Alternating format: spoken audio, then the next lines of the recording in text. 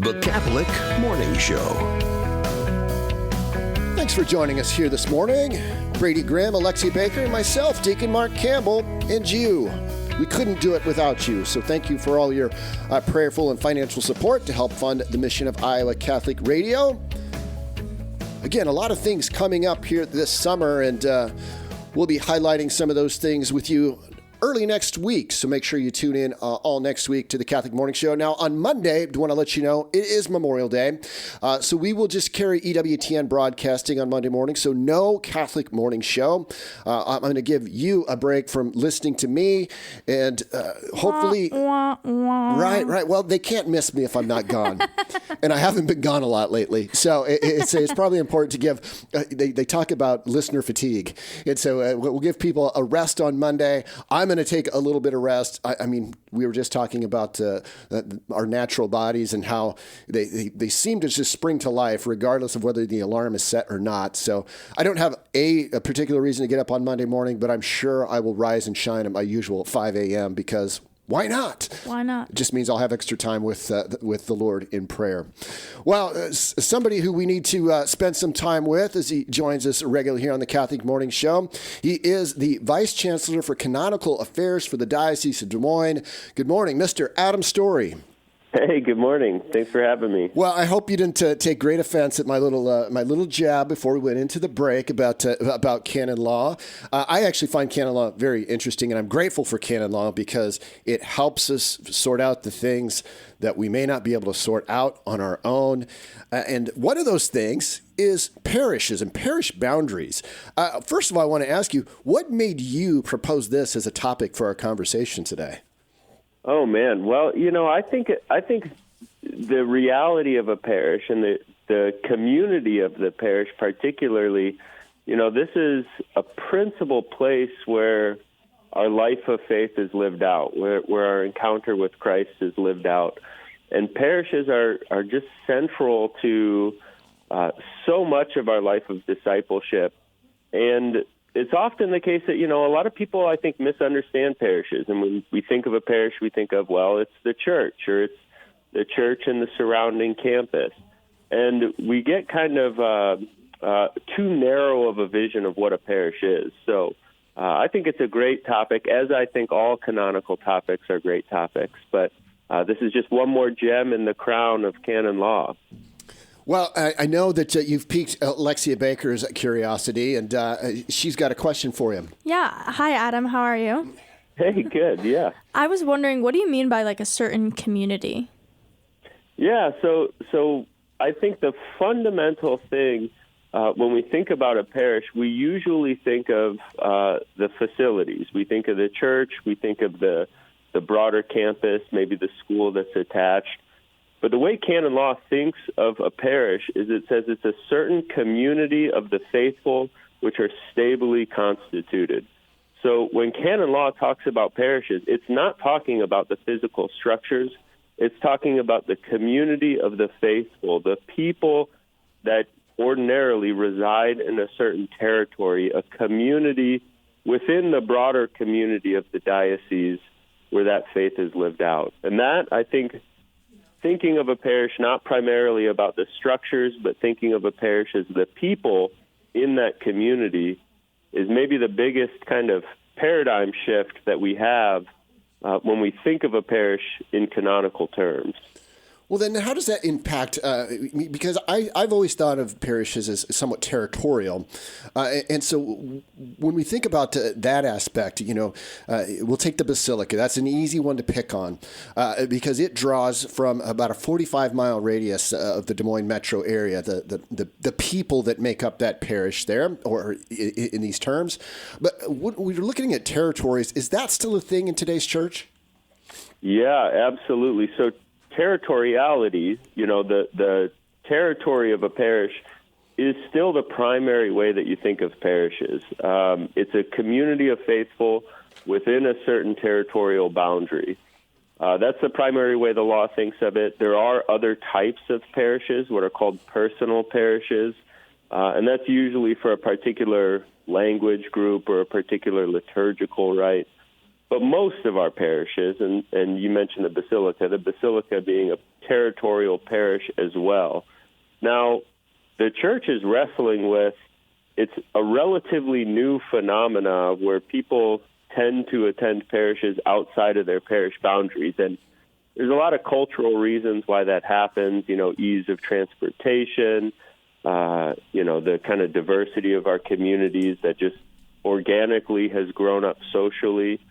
And so that is a thing, and that's kind of something that in canonical circles people are grappling with. But territorial boundaries are still a thing for all of our parishes. It's still the primary way that the church uses to define that certain community of the faithful. Now, when you say new phenomena, we're talking about the church here. Is this? Have they been wrestling with this for one generation, 2 generations, 3 generations? New phenomena can be something that's a little bit more expansive in the church. How long has this really been brought up as as something to be discussed and thought about as it relates to parishes and where people should attend Mass? Yeah, that's a great question, and I will kind of couch my comments in, I'm thinking of the American context, and I'm not sure how this plays out in the rest of the world. But the 2 observations I would make is, one is that in our diocese, many of our parishes do still live out that territorial reality, and I think particularly our rural parishes. A lot of our rural parishes, you have one town, one community, and one parish where that community congregates. But what I would say generally, really it's the introduction of the automobile, the introduction of the mobile culture. So maybe really in the past 70, 80 years, and the church has probably only been really wrestling with this in canonical terms the last maybe 30, 40 years, because kind of takes us a little bit of time to get to the table and to kind of realize what's going on. But it's really in our lifetimes, this has become more of a question. All right, so then and maybe this doesn't necessarily fit under canon law, and maybe will become more of the of Adam Storey's well-formed opinion. But how should we sort of decide what parish should we belong to, or what parish should we engage with? Oh man, that's a great question. I think you have to. I'm going to kind of dodge it a little bit and say, people do. I think you have to follow your conscience. You have to look at where you're being led, and where do you feel like you're able to live out that life of discipleship most fully. But I would say that we should be attentive to, and we should be respectful of, the church's default is it is your territorial parish. And I do actually think if more people were attentive to territorial boundaries, we would probably live in a less fragmented church. I would just say that. If we were more attentive to our boundaries, we would have a less fragmented church. Yeah, I think the another maybe phenomenon, and again, how many generations it goes back, I don't know, but there's definitely more of a tendency today for people to, we'll say, parish shop or church shop.